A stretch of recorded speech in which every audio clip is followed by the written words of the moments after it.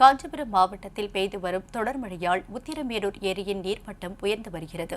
காஞ்சிபுரம் மாவட்டத்தின் மிகப்பெரிய ஏரியான உத்திரமேரூர் ஏரியின் மூலம் செயல்படும் பாசனத்தால் 13 கிராமங்களைச் சேர்ந்த விவசாயிகள் பெரும் பயனடைந்து வருகின்றனர். இதனை புனரமைக்க வேண்டும் என பல்வேறு கட்டங்களில் விவசாயிகள் கோரிக்கை வைத்து வந்தனர். இந்நிலையில் கடந்த சில மாதங்களுக்கு முன்பு RRR திட்டத்தின் கீழ் 18 கோடியே 80 லட்சம் ரூபாய் மதிப்பீட்டில் சீரமைப்பு பணிகள் துவங்கின. அதன் ஒரு பகுதியாக அனுமந்த மண்டலம் தடுப்பணை மற்றும் அதில் இருந்து உத்திரமேரூர் ஏரிக்கு செல்லும் 9 கிலோமீட்டர் நீளம் கொண்ட கால்வாய்கள் புனரமைக்கப்பட்டு வந்தன. இதனையடுத்து கடந்த மாதம் பொதுப்பணித்துறையினர் துரிதமாக பணியாற்றி பருவமழைக்கு முன்பே சீரமைப்பு பணிகளை முடித்துவிட்டனர். இந்நிலையில் கடந்த ஒரு வாரமாக காஞ்சிபுரம் உத்திரமேரூர் உள்ளிட்ட பகுதிகளில் கனமழை பெய்து வருகிறது. இதனால் கடந்த சில நாட்களாகவே செய்யாற்றி நீர்வரத்து துவங்கியுள்ளது.